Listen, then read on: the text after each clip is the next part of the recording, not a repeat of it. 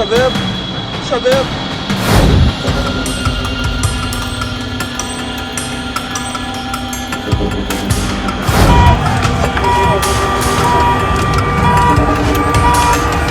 दोस्तों, अब इजराइल पर जबरदस्त हमले शुरू हो चुके हैं। हिजबुल्लाह और ईरान ने एक फिर से जॉइंट ऑपरेशन शुरू किया और इजराइल के कई शहरों को अपना निशाना बनाया है। एक एक खबर आपको तो वो दिखाऊंगा ही, तस्वीरों के साथ दिखाऊंगा ईरान ने कौन कौन से शहरों को निशाना बनाया। तो हिजबुल्लाह ने, चूंकि उत्तरी इजराइल में उसकी जद में, उसकी मिसाइल, उसकी ड्रोन की जद में, तो वहां कहां कहां अटैक किया गया वो खबरें भी आपको दिखाऊंगा। ये हमले क्यों करने पड़े। दरअसल लेबनान पर हुए हमले के बाद, खास तौर पर रिहायशी इलाके में जो हमले किए इजराइल में, उसका रिटेलिएट है। इन सब में अगर अमेरिका थोड़ी भी समझदारी दिखाता तो शायद मामला थोड़ा शांत हो जाता, लेकिन उसने कह दिया सीज फायर में लेबनान का कोई जिक्र नहीं है। जिसके बाद ईरान ने भी पलटवार करते हुए कह दिया कि अगर ऐसा है तो इजराइल का भी जिक्र सीज फायर में नहीं है। अब बात आपकी और हमारी होगी, इजराइल दहलाया जाता रहेगा। कई और देश भी हैं जो अमेरिका की कल तलक सहयोगी माने जाते थे, उन्होंने भी इजराइल की इस करतूत के खिलाफ मोर्चा खोल दिया है। कई और महत्वपूर्ण खबरें भी आपको दिखाऊंगा। नमस्कार, मैं हूं प्रज्वल गौतम और आप देख रहे हैं the live TV. The live TV, सच सबसे आगे। सबसे पहले ये खबर देखिए, हिजबुल्लाह ने एक के बाद एक जो अटैक किए वो खबर देखते चलिए।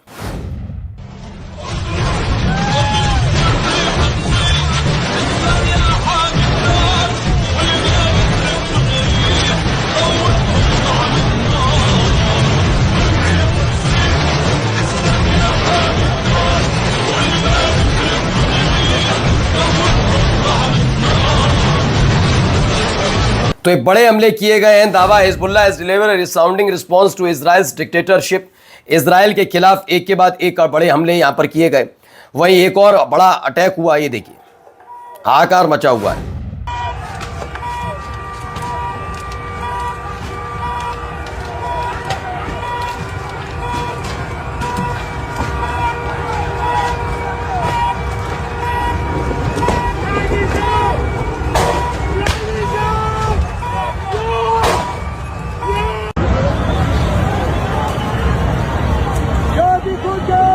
तो इजराइल इज बर्निंग, इजराइल जल रहा है। और इन सब के बीच ये हमले लगातार क्यों हमले करने पड़े, क्योंकि सीज फायर के बीच कुछ ऐसी हरकत कर रहा था इजराइल।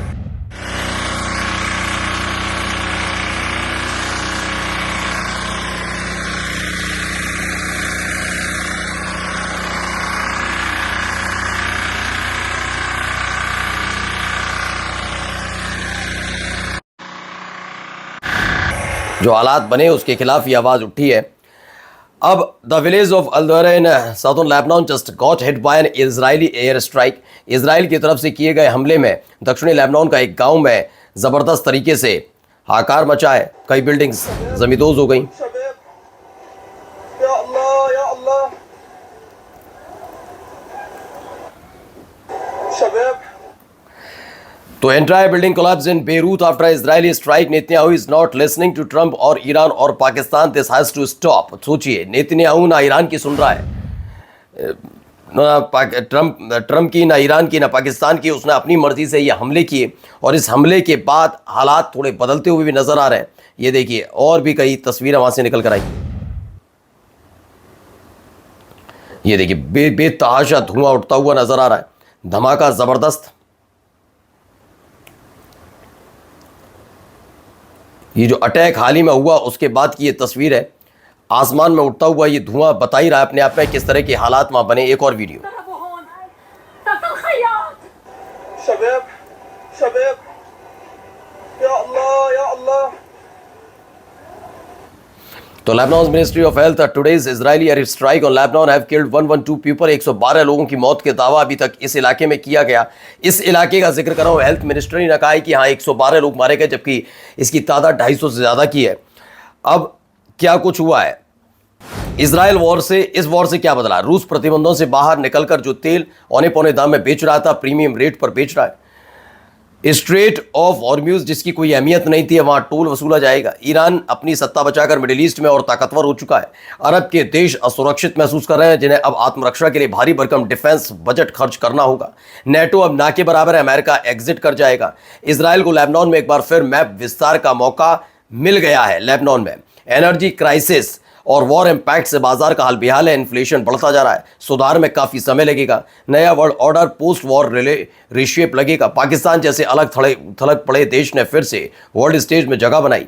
और आखिरी क्या है कि हाइब्रिड वॉरफेयर अब न्यू नॉर्मल की तरह हो गया, जो फ्यूचर वॉरफेयर को तय करेगा कि क्या, कैसे, कौन, कहाँ हमला हो, क्या है। अब चलिए एक और तस्वीर देखिए, कैसे उन्होंने पर्शियन गल्फ में यूएई में दागी मिसाइलें।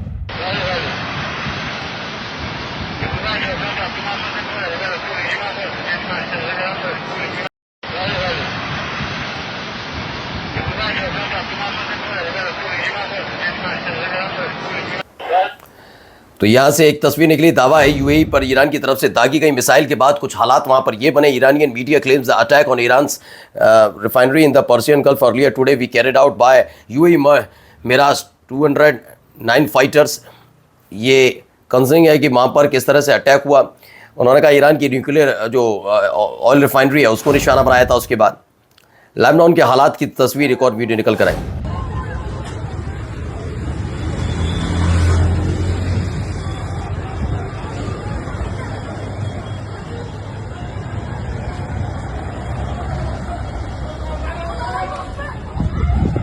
اعتداء على بيروت يعني بعد مش ما واضح الوان هذا الصورة من باربور. They are going crazy on us. ये कहा Hezbollah has seized it fire, ये कह दिया गया, लेकिन उसके बावजूद लेबनान पर लगातार हमले से बौखला गया है। और ये तस्वीरें तेल अवीव से रिपोर्ट की जा रही हैं। एक तरफ हिजबुल्लाह ने अटैक किया तो उसका जवाब भी मिल रहा है। तेल अवीव पर भी भारी हमला हुआ।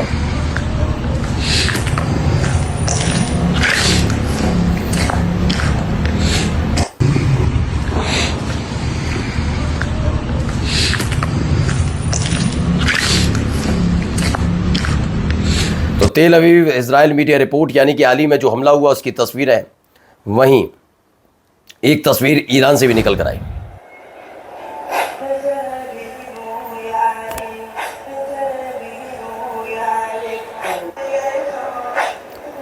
तो अली खामनेई साहब के इंतकाल को 40 दिन बीत गए और उसके बाद कुछ ऐसी तस्वीरें भी निकल कर सामने आई हैं।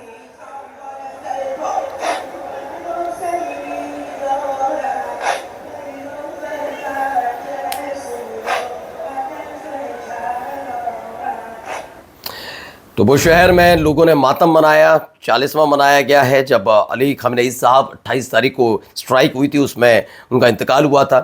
और उसके बाद अब ये लगातार वहाँ मातम मनाया जा रहा है, 40वां मनाया जाता है उसके तहत। और वहीं इसी के साथ साथ तेल अवीव में भी कुछ हो रहा है, देखते चलिए।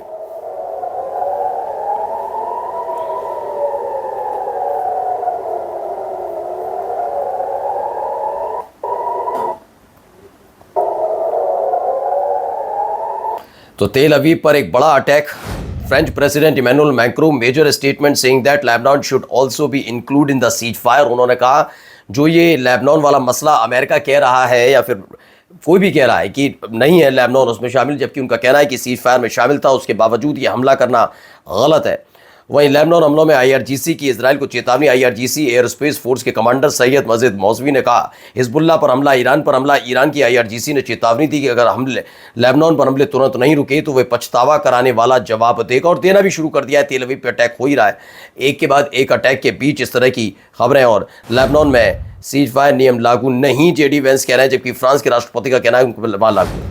If Iran wants to let this negotiation fall apart in a conflict where they were getting hammered over Lebanon, which has nothing to do with them and which the United States never once said was part of the ceasefire, that's ultimately their choice. We think तो Lebanon में ceasefire नियम लागू नहीं है, JD veins का कहना है। लेकिन अब इसी को लेकर नाराजगी दुनिया में है। ये कैसा सीज़फायर जिसमें सब कुछ पहले से स्पष्ट था, और आखिरी वक्त पर जब इजराइल ने अटैक किया और उसके बाद अमेरिका इससे पीछे हट रहा है। नमस्कार। द लाइव टीवी, सच सबसे आगे।